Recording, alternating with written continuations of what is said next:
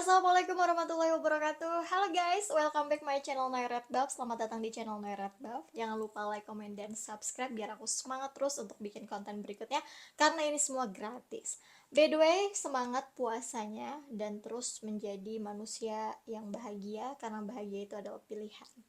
Oke, spesial di video kali ini aku akan bahas tentang judul ketulusan dan ego. Mungkin ada yang udah tahu ketulusan dan ego, tapi nggak semua orang tahu detailnya kayak gimana. Dan di video kali ini aku akan bahas secara sederhana yang mudah dimengerti, tapi bisa membuat kamu berpikir bahwa bertanya ke diri sendiri, iya nggak sih? Bener nggak sih? Atau ada pendapat lain? Ya, komen aja di kolom komentar. Ketulusan itu sama seperti apa yang kita lakukan kepada seseorang, tapi tidak berharap, tidak pamrih. Jadi benar-benar memberi tanpa mengungkit, tanpa berharap balasan. Itu namanya ketulusan. Sama seperti cinta seorang ibu kepada anak, dia rela berkorban, bertaruh nyawa untuk melahirkan anaknya ke dunia ini. Dan dia nggak pernah mengungkit atau meminta bayaran kepada sang anak, gue udah lahirin lo nih, capek-capek, keringet-keringet 9 bulan gitu kan. Gak ada. Dan yang disebut ketulusan tuh itu, tidak meminta apapun, walau sudah berkorban, walau sudah benar-benar memberikan waktu, tenaga, dan everything yang udah dia lakuin untuk seorang anak yang dilahirkan. Nah, itulah gambaran secara sederhana tentang ketulusan.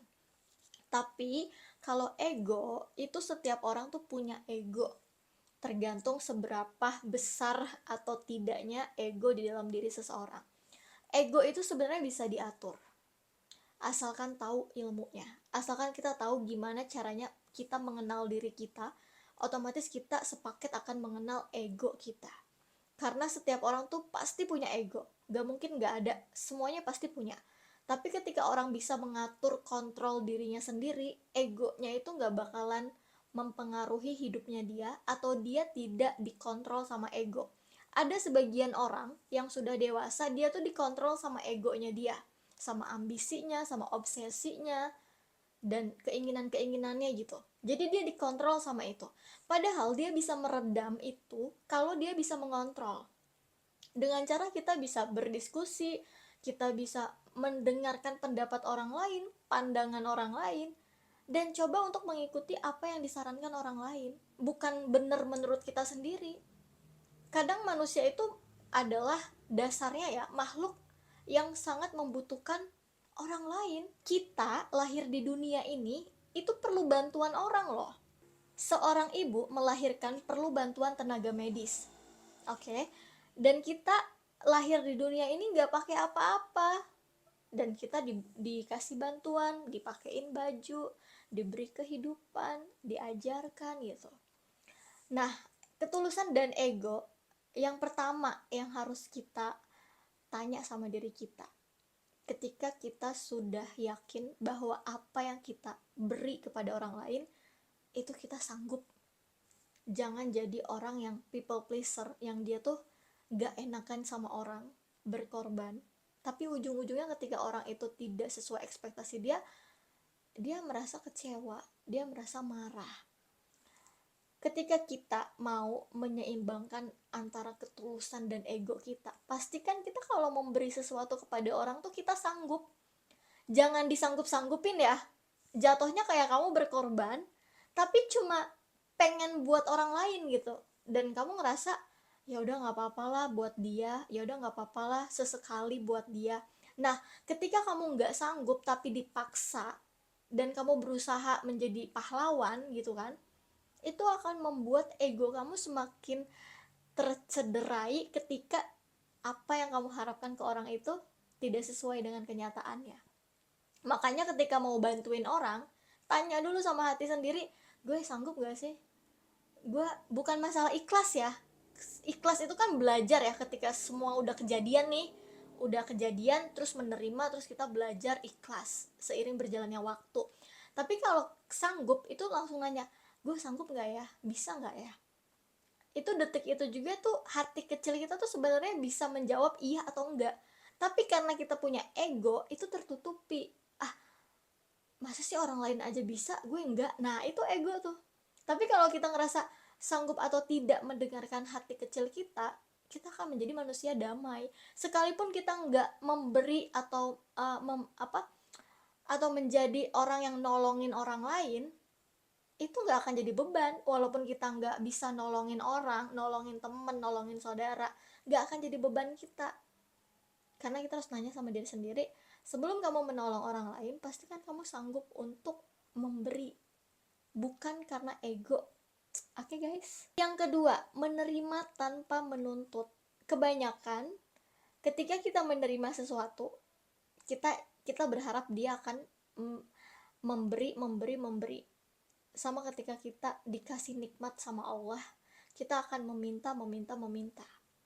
Gak akan ada batas ketika kita ngerasa, oh ini kurang, oh ini kurang. Tapi ketika kita tidak menuntut, itu kita hadirkan rasa syukur.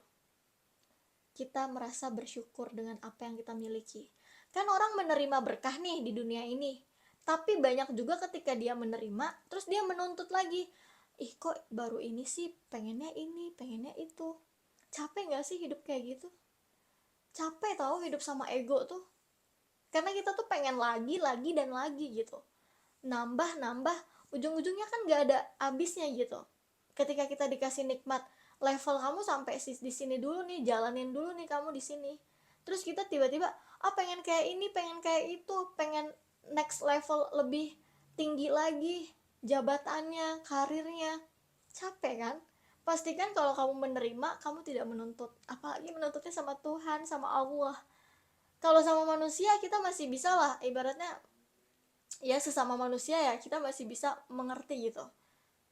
Tapi kan ke Allah komunikasi kita memang satu arah gitu kan, karena kita tidak bisa berinteraksi secara ucapan atau apa gitu. Tapi kan kita ngerasa bahwa ini Allah ini lagi kenapa sih, ternyata bukan Allah yang kenapa, tapi kitanya kurang bersyukur. Dan pastikan bersyukur itu latihannya memang harus everyday. Yang ketiga, memiliki rasa takut berlebihan, khawatir yang over. Nah, orang yang punya rasa takut itu wajar, tapi ketika dia parno, itu akan membuat dia susah untuk bergerak. Sama kayak kita memulai usaha, memulai sesuatu. Memang kita memikirkan akhirnya pengen happy ending, tapi proses itu kan kalau kita pikirin terus gak bakal jalan-jalan. Selangkah lebih maju kadang harus bergerak, bukan berpikir di depan ada kolam atau ada lubang ya, mikir terus orang lain udah pada jalan. Kadang kita harus tertatih, tapi jangan berhenti gitu, biar aja tertatih pelan-pelan berjalan ke depan. Kadang orang-orang yang punya rasa takut yang benar-benar berlebihan tuh ada rasa trauma dia di masa dulu, hal-hal yang membuat dia ketakutan, dia merasa tidak percaya diri, itu sebenarnya ada. Tapi kita harus realistis bahwa hidup ini terus berjalan. Kamu nangis dari pagi sampai malam gak akan pernah berubah. Tapi ketika kamu berbuat sesuatu dari waktu pagi sampai malam, kamu melakukan sesuatu, itu yang akan membuat kamu berubah. Jadi jangan sampai kamu berharap orang lain bakal nolong kamu dengan sukarela. Sebenarnya tuh diri kamu sendiri yang bisa nolong kamu. Yang keempat, belajar. Jangan pernah lupa belajar untuk bertumbuh. Karena ketika manusia berhenti belajar, dia akan jadi orang yang sangat sotoy, sok tahu. Dia akan ngerti menurut pandangan dia aja. Sebenarnya ilmu itu kan luas, sudut pandang orang juga banyak. Jadi kita nggak bisa mengedepankan ini loh yang benar, ini loh yang emang menurut aku tuh begini. Kita nggak bisa maksa orang lain untuk ngerti kita, tapi kita bisa mentoleransi pandangan dan juga pendapat orang lain. Dan perlunya belajar agar kita tidak kebawa-bawa sama giringan opini orang lain. Jadi kita punya pemikiran sendiri atas ilmu yang kita punya. Dan kebanyakan orang-orang yang terprovokasi, orang-orang yang bisa disusupi dengan omongan-omongan dan pemikiran-pemikiran yang agak-agak gimana tuh ya, itu orang-orang yang menurut aku ya, orang-orang yang ya sekedar cuma ikut-ikutan doang, tapi nggak tahu ilmunya apa. Jadi dia cuman kayak FOMO aja, tapi dia nggak tahu ini keuntungannya apa buat gue gitu. Yang kelima, yang terakhir itu adalah value diri. Orang kalau punya value, punya nilai, dia nggak bakalan merugikan diri dia sendiri. Sekalipun dia tersakiti. Kita bisa aja bales sakit hati dengan sakit hati. Tapi sebenarnya, orang yang merasa tersakiti, itu dia berpikirnya ke dalam. Oh, jangan-jangan gue yang harus belajar. Jangan-jangan memang aku yang harus introspeksi diri. Nah, makanya ketulusan dan ego ini sangat berkaitan erat dengan value diri. Semakin orang bervalue, semakin orang bernilai, dia tuh nggak perlu untuk memvalidasi egonya dan mencari perhatian kepada orang-orang supaya dia tuh dipuji, dia tuh dianggap, diakui. Jadi setiap apa yang kita lakukan ya untuk diri kita, bukan untuk orang lain. Dan pasti kita berharap bahwa kalau misalkan kita punya value, kita nggak butuh pujian, sekalipun kita dicaci maki, itu nggak akan membuat dunia kita runtuh. Dan aku pernah dikasih tahu ya sama satu orang yang pengalamannya hebat banget ya, temen aku. Dia bilang gini, sebenarnya orang di luar mau ngatain kamu apa, itu nggak akan membuat hidup kamu berubah. Jadi orang dewasa itu orang yang tidak mudah sakit hati. Semakin dia dewasa, semakin dia bisa memilih prioritas apa yang penting dan yang gak penting. Sekalipun orang lain fitnah dia dan lain sebagainya, mungkin kerasa sakit, tapi gak bikin down, gak bikin terpuruk gitu. Oke guys, semoga kamu paham dengan apa yang aku jelasin. Dan aku punya ebook namanya Sembuh dari Luka. Harganya 79.000 ya, murah banget ya. Pokoknya order aja di link description di bawah. Thank you, kita ketemu di next video berikutnya. Bye, assalamualaikum warahmatullahi wabarakatuh.